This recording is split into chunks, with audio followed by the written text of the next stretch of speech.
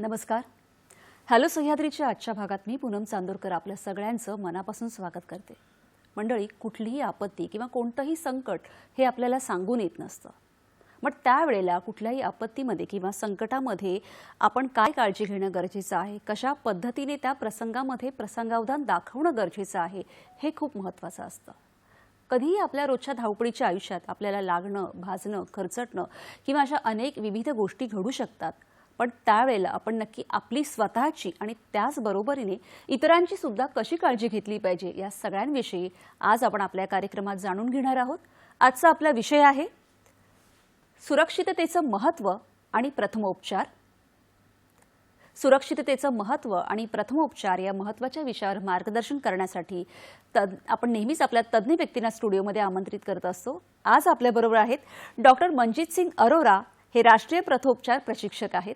नमस्कार सर. नमस्कार. हॅलो सह्याद्री कार्यक्रमात तुमचं मनापासून स्वागत. डॉक्टर मनजीत सिंग अरोरा हे राष्ट्रीय प्रथमोपचार प्रशिक्षक तर आहेतच, पण समाजामध्ये प्रथमोपचाराबद्दल जागरूकता यावी म्हणून ते सतत कार्यक्रम करत असतात, लोकांना जागृत करत असतात. औद्योगिक क्षेत्रातील सुरक्षा, घरगुती सुरक्षा, प्रथमोपचार या सगळ्यांविषयी ते तज्ज्ञ आहेत. या विषयावर त्यांनी ठिकठिकाणी प्रात्यक्षिके कार्यक्रमही आयोजित केलेले आहेत. अनेक पुरस्कारांनी त्यांना सन्मानित करण्यात आलं आहे. त्यांची पुस्तकंही प्रकाशित झालेली आहेत. आणि त्याचबरोबर सगळ्यात महत्त्वाचं म्हणजे युनायटेड स्टेट ऑफ अमेरिकेमध्ये बुक ऑफ वर्ल्ड रेकॉर्डमध्ये त्यांच्या नावाची नोंद झालेली आहे. गेल्या 42 वर्षापासून ते या क्षेत्रामध्ये कार्यरत आहेत. आज आपण त्यांच्याकडून ही सुरक्षितता किती महत्त्वाची आहे आणि प्रथमोपचार म्हणून किंवा सुरक्षा म्हणून आपली जबाबदारी काय आहे या सगळ्यांविषयी जाणून घेणार आहोत. आजच्या आपल्या कार्यक्रमाला सुरुवात करूया. आजचा आपला विषय आहे सुरक्षिततेचं महत्त्व आणि प्रथमोपचार आणि आपल्याबरोबर आहे डॉक्टर मनजीत सिंग अरोरा. सर, कार्यक्रमात तुमचं खरंच पुन्हा एकदा खूप स्वागत. खूप छान विषयावर आपण आज बोलणार आहोत, कारण आजची आपली ही लाईफस्टाईल आहे, आपली जीवनशैली जी आहे, आपण म्हणतो की खूप धावपळीची झालेली आहे. कधी कुठे काय संकट येतील आपण सांगू शकत नाही. त्यावेळेला सगळ्यात महत्त्वाचं असतं की मी माझी काळजी कशी घेतोय, त्याचबरोबरीने माझ्या आजूबाजूच्या लोकांची काळजी मी कशी घेणार आहे. सध्या सर काय की आपली जीवनशैली अशी झाली आहे ना की अगदी तरुण असो, वयस्कर असो किंवा कोणालाही छातीत दुखणं किंवा या गोष्टी खूप जाणवू लागलेल्या आहेत. तर छातीत दुखणं म्हणजे नक्की काय? मॅडम, हा फार मुळीचा प्रश्न आहे तुम्ही विचारलात. ते छातीत दुखणं म्हणजे काय? आजची ही जे तरुण पिढी आहे, हे पिढी कमी आहे आणि हे पिढीत जास्त आहे. प्रत्येक माणूस काय ना काय आपला टार्गेट चेज करत असतो. तर मला असं म्हणायचं आहे, you achieve your target but don't become target. तुम्ही टार्गेट अचीव्ह करा पण स्वतः टार्गेट होऊ नका. हे छातीचं दुखण्याचे कारण एकच, 12-12, 14-14 तास आम्ही स्क्रीन समोर बसतोय. खाण्यापिण्याचे आमचे फास्ट फूड्स आहेत, वेळपत्रिका आमची नाहीये, झोप मिळत नाहीये आणि त्या कारणाने पूर्ण बॉडीचा जो मशीन आहे बिघाड होऊन जातो. आणि हा एक कारण आहे आज तरुण पिढीला हे जे चेस्ट पेन आहे ते उत्पन्न होत आहेत.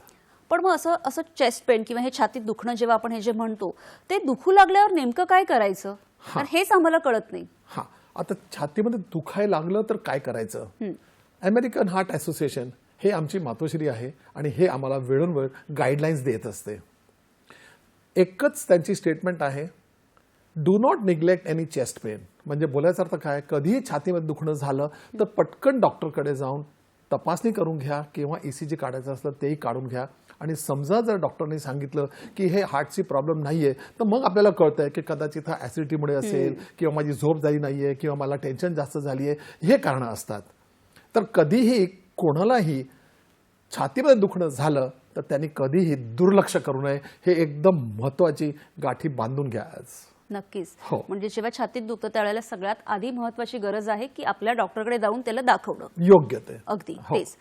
सर, त्याचबरोबरीने जेव्हा आता आपण म्हणतो की छातीत दुखणं किंवा या गोष्टी जेव्हा बोलतो, पण आपलं जे एक हृदय जे रात्रदिवस आपल्यासाठी काम करत असतं, आपल्यासाठी झटत असतं, आपली काळजी घेत असतं, पण आपण त्याची किती काळजी घेतो आणि कधी कधी अचानक हृदयविकाराचे अटॅक ज्याला आपण म्हणतो हार्ट अटॅक ते येतो, तर त्याविषयी काय सांगाल सर?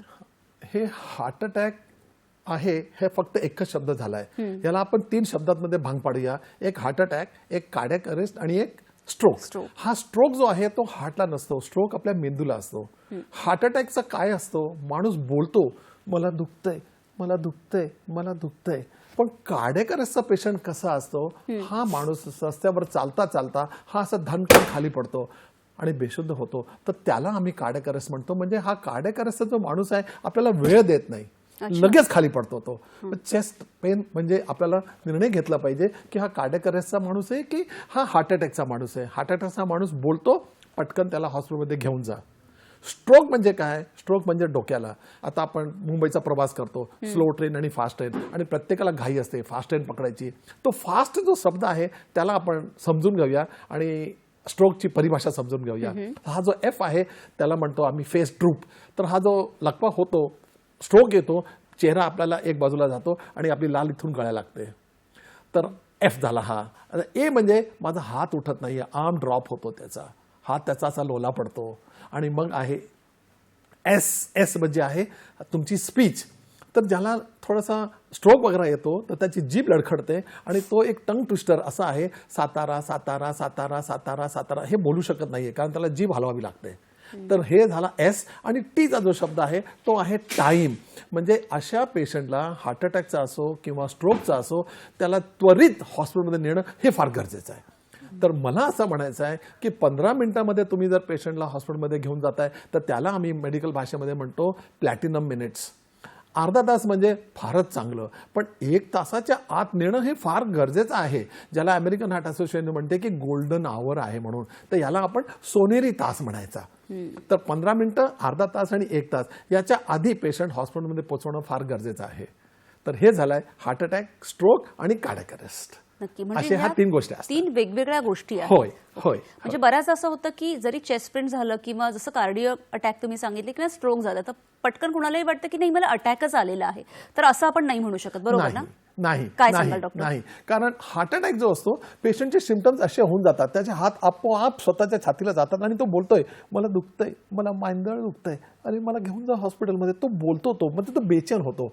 पण अजून एक सांगायची इच्छितोय मी, लोकांना हे कळत नाहीये की हा खरंच हार्ट अटॅक आहे का. तर अमेरिकन हार्ट असोसिएशनची परत एक गाईडलाईन मी सांगायला इच्छितोय.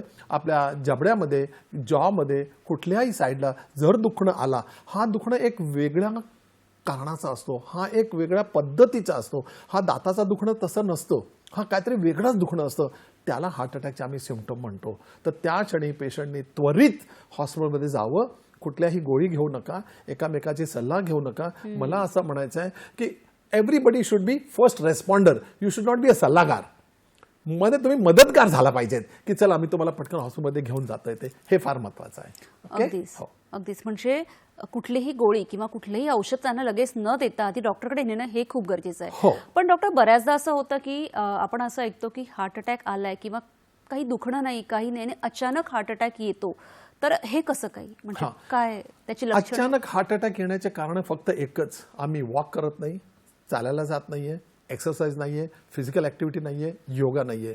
खाण्यापिण्यामध्ये आमचं एवढं हे झालं आहे की आम्ही फक्त फास्ट फूड्सच घेतोय आणि या फास्ट फूड्समध्ये तेल, मसाले, एक्सेस सॉल्ट म्हणजे एक्सेस मीठ जो असतो, हे जे कारणं असतात, आपल्या अंगाला जे जेवण आपल्याला बरोबर व्यवस्थित जिरत नाहीये आणि त्या कारणाने आपले लिपिड्स वाढतात. लिपिड्स म्हणजे काय, कोलेस्ट्रॉल आणि ट्रायग्लिसराइड्स. हे जर वाढायला लागले तर रक्तपुरवठा आपल्या धमनीला कमी जास्त कमी जास्त कमी जास्त होत असतो आणि ना कुठे मग ते तुम्हाला ते कोलेस्ट्रॉलचे ब्लॉक्स होतात. त्या ब्लॉक झाले की रक्तपुरवठा आपल्या धमनीमधून व्यवस्थित जात नाहीये आणि त्या क्षणी समजा एखाद वेळ तुम्हाला जास्त टेन्शन झाला किंवा तुम्ही जेवायला बसले, जास्त झालं आणि तुमच्या रक्तपुरवठा हृदयाला बरोबर होत नाहीये, तर त्या कारणाने तुम्हाला एखादी छातीमध्ये दुखणं होऊ शकतो आणि तो एक कारण असू शकतो हार्ट अटॅकचा. पण हार्ट अटॅक एकदम वेळेवर ओळखणं हे फार कठीण असतो. म्हणून कुठल्याही छातीमध्ये दुखापती जर झाली, वेळेवर हॉस्पिटलमध्ये जाणं हे फार गरजेचं आहे. रीच द हॉस्पिटल इमिजिएटली, हे माझं म्हणणं आहे. अगदीच बरोबर आहे डॉक्टर. त्याचबरोबरीने आपण असं म्हणतो की त्यांना मदत आपण ज्यांना कोणाला अटॅक येतो किंवा स्ट्रोक किंवा कार्डिओ, त्यावेळेला अटॅकच्या वेळेला CPR आपण देतो, तर ते नक्की काय आहे, कोणी द्यावं, कसं द्यावं, याविषयी बऱ्याच शंका मनात असतात. तर ते जरा सांगाल व्यवस्थित. आम्ही आज CPR वर मस्तपैकी प्रोग्राम करतोय शहरामध्ये. घर घर CPR हिरो असं आम्ही एक टायटल दिलेलं आहे आणि आमची टोळी ह्या प्रोग्रामला करत आहे. मला एकच म्हणायचं आहे, CPR कोणाला द्यायचं? CPR त्या पेशंटला, त्या माणसाला द्यायचा जो रेस्पॉन्स देत नाहीये, जो त्याची नाडी चालत नाहीये. तर मी जस्ट थोडासा एक उल्लेख करून दाखवतो तुम्हाला आमच्या मॅनेकिंगवर. स्क्रीनवरही काही हो हे मी आता स्क्रीनवर तुम्हाला दाखवतोय. सर्वप्रथम आपल्याला हे कळलं पाहिजे की CPR कुठे द्यायचं आहे, कोणाला द्यायचं आहे. तर मंडळी लक्षात ठेवा, सगळ्यात महत्वाचं की आता जसं तुम्ही सांगतायत की CPR देताना आपलं हृदय कुठे आहे किंवा आपलं ते हे फार महत्वाचं आहे. आमच्या मंडळीला हेच माहित नाहीये हृदय कुठे. तर हृदय इथे नाहीये मंडळी, इथे दाबादाबी करायची नसते, इथे कॉम्प्रेशन द्यायचे नसते. तर मी हे दाखवता इच्छितोय तुम्हाला. पहिला बटन, दुसरा बटन आणि तिसरा बटन. हा जो तिसरा शर्टाचा बटन आहे, हे मधोमधी जी आपली स्टर्नम बोन असते ती इथे संपते. म्हणून हाताची जी हील आहे, एडी आहे, ते हे जर अशी ठेवली तर हे बघा, हा आपला हार्ट असतो. तर इथे CPR करणं फार गरजेचं आहे. इथे CPR करू नये मंडळी, करू नये. तर हे हात जर असं ठेवलात तर तुम्ही CPR करू शकाल. तर CPR कोणाला द्यायचं आहे पहा. आता हा माणूस खाली पडलाय, दोन्ही हात खांद्यावर ठेवा आणि त्याला हलवा. R you okay? तुम्ही बरा आहात का? तुम्ही बरा आहात का? त्याला 2-3 वेळा शाऊट करा आणि मग बघा त्याचा रेस्पॉन्स येतो का नाही. मग दुसरी गोष्ट काय, ही त्याची मानेची नाडी बघायची आपल्याला. हे मानेची नाडी, हे एका बाजूला मुंडी करायची आहे आणि मग नाडी बघायची आहे. तर त्याचा नो रेस्पॉन्स, नो नाडी. मग आपल्याला शाऊट करायचं आहे, एक्सक्यूज मी, कॉल ॲम्ब्युलन्स 108, असं जोरात बोलायचं आहे. समोर जो जसा माणूस बसला असेल, पांढरा शर्ट, काळा शर्ट, असं फिंगर करायची आणि त्याला सांगायची, काळा शर्ट भाऊ 108 ॲम्ब्युलन्सला बोलवा. आणि मग मी एक CPR ट्रेंड माणूस जो असतो त्यांनी हा हात असा ठेवावा, हा दुसरा हात असा ठेवावा आणि त्याच्यावर आपल्याला कॉम्प्रेशन द्यायचे. पण आता मी खुर्चीवर आहे, पेशंटवरती आहे, हे चुकीचं आहे. पेशंटची लेवल आणि आपल्या फर्स्ट एडरची लेवल एकच पाहिजे. म्हणजे मी जर असा बसलोय तर हे मी आता पंप नाही करत आहे, मी पुश करतोय. तर मी व्हर्टिकल झालो तरच मी पंप करू शकेन. तर ह्याला आपण CPR म्हणतो. आणि हे CPR पहिल्या 4 मिनिटांमध्ये झाला पाहिजे. जो माणूस नो रेस्पॉन्स, नो नाडी, हे फार महत्वाचं आहे. आणि हे CPR कोण करू शकतो? कोणीही करू शकतो, ज्यांनी CPRचा कोर्स केला असेल तर. तर मला असं म्हणायचं आहे, प्रत्येकाच्या घरी एक CPR हिरो असावा. म्हणजे आज वयस्कर आई वडील असतात घरी, आपण पटकन हॉस्पिटलमध्ये जाऊ शकत नाहीये, व्यवस्था नसते.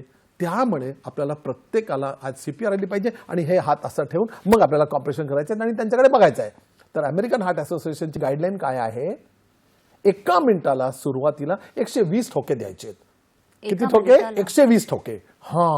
120 ठोके देताना त्याच्याकडे लक्ष द्यायचं आहे. आणि समजा जर त्यांनी खालचा होठ हलवला किंवा त्याचा वरचा भोवर हे त्यांनी जर हलवला तर मग आपल्याला कळतो की हो, त्याचा रेस्पॉन्स आला आहे. तर त्या क्षणी मग असं नाक दाबायचं आहे 2 बोटांनी आणि अशी हनवटी उचलायची आणि त्याला येऊन 2 श्वास द्यायचे.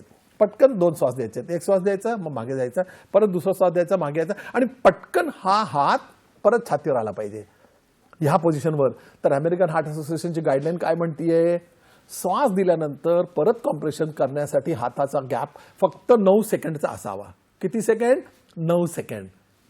आणि अजूनही एक महत्वाची गोष्ट अमेरिकन हार्ट असोसिएशन बोलायला लागली की तुम्हाला जर CPR करायचं असेल आणि तुम्ही एकटेच जर असाल तर तुम्ही एक मुठ्ठी बंद करून जोरात 2 कार्डियक थंब देऊ शकताय.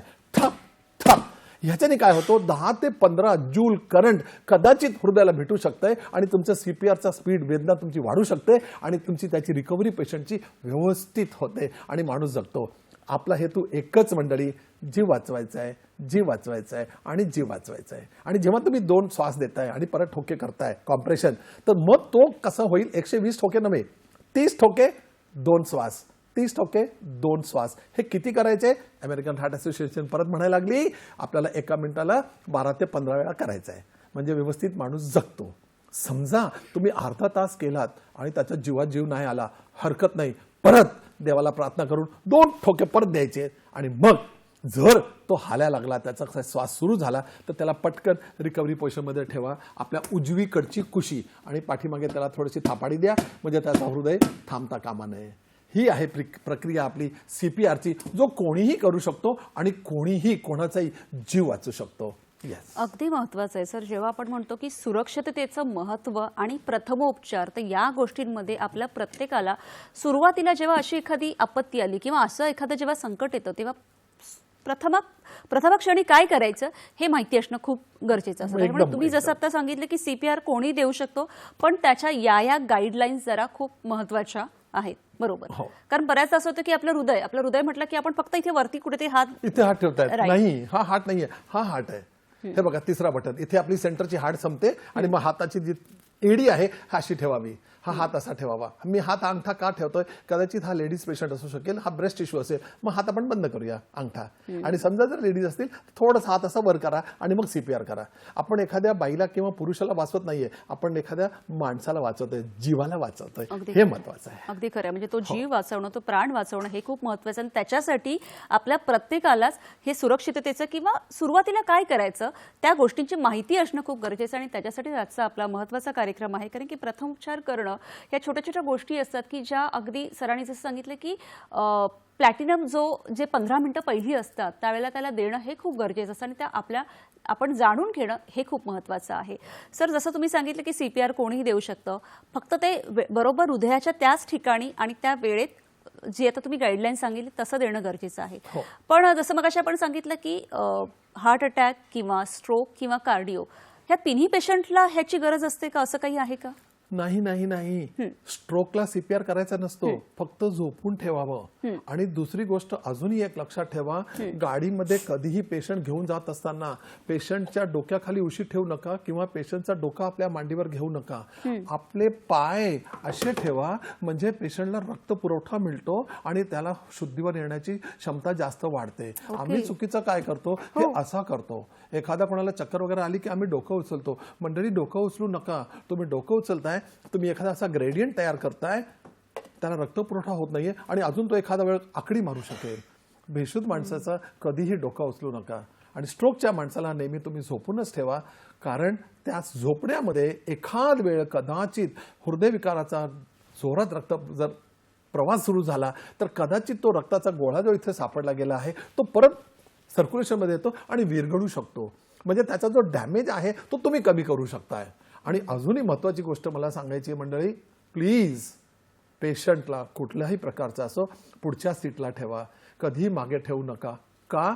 पुढच्या कारचा दरवाजा 77 डिग्री उघडतो आणि पाठचा दरवाजा फक्त 42 डिग्री उघडतो. तुम्ही जेव्हाही पुढच्या सीटवर पेशंटला ठेवताय, आमच्या कुठेही हॉस्पिटलमध्ये आलात तर ती व्हीलचेअर एकदम व्यवस्थित बसते आणि पेशंटला बाहेर निघायला त्रास होत नाही. तर हेही एक लक्षात ठेवा मंडळी, कुठलाही पेशंट असेल तर त्याला कारमध्ये जर तुम्ही घेऊन जात असाल पुढच्या सीटवर ठेवा, हे फार गरजेचं आहे. सर, मला वाटतं आता ह्या ज्या तुम्ही छोट्या छोट्या गोष्टी सांगितल्या त्या खूप महत्त्वाच्या आहेत. म्हणजे जसं बेसिक अगदी की आपण असे काही पेशंट असतात आपल्या आजूबाजूला किंवा असं कोणी आलं तर त्यांना पटकन पाठीमागच्या सीटला बसवतो आणि रिलॅक्स बसवतो, अगदी झोपवून वगैरे. म्हणजे ह्या छोट्या गोष्टी आहेत पण त्या त्यांचा जीव वाचवण्यासाठी खरं तर खूप मोठ्या गोष्टी आहेत. त्याच्यामुळे फर्स्ट सीटवर बसवणं म्हणा किंवा जसं तुम्ही सांगितलं की पूर्ण झोपवायचं नाहीये, का तर मेंदूला रक्तपुरवठा व्हावा. आपली जी सीट असते ना, आजकाल गिअरवाली सीट आहे, त्याला असं खाली करा, स्लीपिंग मोडमध्ये टाका आणि त्याच्या पाय तुम्ही डॅशबोर्डवर ठेवू शकताय. म्हणजे त्याप्रमाणे जर तुम्ही ठेवला तर त्याला जागा व्यवस्थित मिळते आणि त्याला रिटर्न ब्लड फ्लो उचित मिळतो. म्हणजे आपला हेतू काय आहे, फक्त जीव वाचवणं, जीव वाचवणं, जीव वाचवणं आणि पटकन जेवढं त्वरित होत असेल हॉस्पिटलमध्ये घेऊन जाणं हे फार गरजेचं आहे. अगदीच खरं. सर, खूप ह्या ज्या गोष्टी तुम्ही सांगितल्यात की त्या खरंच सुरुवातीला करणं खूप महत्त्वाचं आहे आणि त्याहीपेक्षा जसं आपण म्हणालो की CPR किंवा त्याहीपेक्षा आत्ता जे आहे की त्याला कुठे बसवणं किंवा कशा पोझिशनमध्ये बसवणं यासुद्धा बारीक सारीक गोष्टींनी त्या पेशंटचा किंवा त्या व्यक्तीचा आपण जीव वाचवू शकतो. कारण आपलं शेवटचं उद्दिष्ट किंवा शेवटचं लक्ष काय आहे तर त्यांचा जीव वाचवणं आणि त्यांना मदत करणं आणि ती मदत योग्य वेळेमध्ये आणि योग्य पद्धतीने करणं सर खूप गरजेचं आहे. सर, आता ज्या 3 गोष्टी तुम्ही सांगितलेल्या की स्ट्रोक आहे किंवा हार्ट अटॅक आहे किंवा कार्डिओ आहे, तर याची अशी काही स्पेसिफिक कारणं असतात का सर? काय, कशामुळे? आजच्या तारखेला कारण फक्त एकच, जेव्हापासून कोविड झाला आहे जगात तर हा वर्क फ्रॉम होम जो पॅटर्न सुरू झाला आहे, आमचे जे व्यवस्थित लोक आहेत ते उठतच नाही सिम्पटम पासून. म्हणजे जेव्हाही बघा तुम्ही कॉम्प्युटर समोर बसले तर वर्क फ्रॉम होम. आणि दुसरी गोष्ट, काम तर करायचंच आहे, पण घरचे लोक एवढा जेवण वाढत असतात की ते बसलेला माणूस बघ, भजी येते, ताट येते, हे येते, ते येते, आणि मग काय होतं, तो माणूस खातच बसतो आणि उठत नाहीये. मला काय म्हणायचं आहे, प्लीज टेक, तुम्हाला जेव्हा होत असेल अर्ध्या तासाला थोडीशी ब्रेक्स घ्या, उठायचा प्रयत्न करा, वॉशरूमला जाऊन या, पाणी भरपूर ठेवा आपल्या बाजूला. म्हणजे जेवढा तुम्ही पाणी जास्त घेणार तुम्हाला वॉशरूमला जायला लागेल, म्हणजे तुम्ही उठाल तरी. तर बोलायचा अर्थ काय आहे की आज जर तुमची फिजिकल ॲक्टिव्हिटी नसेल, जेवण जर व्यवस्थित जिरला नसेल आणि आम्ही फास्ट फूडच जर खात बसलो तर आपल्या रक्तपुरवठाला, धमण्यांना कुठे ना कुठे स्पीड ब्रेकर्स लागतील, कुठे ना कुठे क्लॉट्स होतील, कुठे ना कुठे आपल्याला त्रास होणार आहे. आणि तेच हे कारण म्हणतायत की आज आपण ह्याविषयी we are paying the price of it. म्हणजे आज हम बहुत बड़ी इसकी किंमत दे रहे हैं. म्हणजे आज आम्ही खरंच स्वतःच्या अंगाला दुर्लक्ष करून आम्ही जे कामाच्या मागे धावतोय त्यामुळे हा गोंधळ होतोय. तर मला एकच म्हणायचं आहे मंडळी, स्वतःसाठी वेळ काढा, टार्गेट अचीव करा, पण स्वतःहून टार्गेट होऊ नका. हो, फार महत्वाचं आहे. कारण आजूबाजूला कोणालाही माहीत नसतं हृदय कुठे आहे आणि कोणीही काही करायचं, आपलं जीव जायचं, हो की नाही. आणि आता मॅडमने विचारलं की फार महत्वाचं काय आहे, त्वरित मदत मिळणं. मी परत रिपीट करीन, be a first responder, don't be a first adviser. म्हणजे तुम्ही पहिला मदतगार व्हा, नंतर सल्लागार व्हा. वा, हे फार महत्वाचं आहे. हे खूप छान सांगितलं सर तुम्ही की टार्गेट अचीव करता करता स्वतः टार्गेट होऊ नका. आणि जशी आता आपली लाईफस्टाईल बदललेली आहे आणि आता या कार्यक्रमामध्ये आज प्रेक्षक बघत असतील की जे आपलं हृदय दिवस रात्र आपल्यासाठी काम करत असतं आणि आता आपल्या इथे किंवा आपला हे जो पुतळा आहे किंवा सगळ्यांनी आपण छान जे हृदय लावलंय सर, ते हृदय कायम त्याच्यामुळे आपल्या चेहऱ्यावर हसू असतं. त्याला अजून छान ॲक्टिव्ह राहण्यासाठी किंवा हेल्दी ठेवण्यासाठी आपण काय करू शकतो? हेल्दी ठेवण्यासाठी एकच लक्षात ठेवायचा, फार महत्वाचा मुळीचा टप्पा देतोय मी मित्र हो, प्रिव्हेंटिव्ह मेडिकल हेल्थ चेकअप. हेच आपली गुरुकिल्ली आहे. वर्षातून एकदा तरी मेडिकल घ्या करून, विसरू नका. 3 ते 3.5 लिटर पाणी प्यायचं आहे. जेवढ्या जास्त होत असेल सलाड्स, व्हेजिटेबल फ्रुट्स घ्या, हिरव्या भाजी रोजच्या घ्या. हिरवी भाजी म्हणजे फक्त मेथी, पालक नव्हे. हिरवी भाजी म्हणजे गवारची भाजी, फ्रेंचची भाजी, तोंडलीची भाजी, ड्रमस्टिकची भाजी, भोपळ्याची भाजी, दुधीची भाजी, ह्या सगळ्या एक 14-15 प्रकारच्या हिरव्या भाज्या असतात. जेवढ्या आम्ही हिरव्या भाज्या घेणार, जेवढा आम्ही सलाद घेणार, जेवढा आम्ही फायबर घेणार, आम्ही उचित राहणार. परत अजूनही एक सांगायला इच्छितोय, माझं वजन जर 70 किलो असेल तर मला 70 ग्राम प्रोटीन खाणं हे फार गरजेचं आहे. म्हणजे सगळे तत्व मिळायला पाहिजे की नाही. फक्त गाडीमध्ये पेट्रोल आला तर चालेल का, ऑइल पण टाकावं लागतो ना. तर तसाच आहारमध्ये आपण हे असं ठेवायचं आहे की फक्त बटाटे खाऊ नये. कारण आज जेव्हा मी मुलांना विचारतोय तुम्ही बटाटे खाताय का, नाही अंकल आम्ही बटाटे खात नाही. मग तुम्ही काय खाताय, आम्ही फ्रेंच फ्राईज खातोय. हे मग हे असं सगळं केलं की काय होणार आहे, आपला हृदयाला कसं काय रक्तपुरवठा होईल, फार कठीण आहे. आपण आपली काळजी घ्यावी, प्रिव्हेंटिव्ह हेल्थ चेकअप करावी, फार महत्त्वाचा. आणि प्रिव्हेंटिव्ह हेल्थ चेकअप झाल्यानंतर आपल्या डॉक्टरची सल्ला घ्यावी. पाणी भरपूर प्यावा, 3 ते 3.5 लिटर. रोज अर्धा तास सकाळी किंवा संध्याकाळी चालायला गेलं पाहिजे. आणि 8 तास मी परत सांगतोय, आपली झोप पूर्ण करा.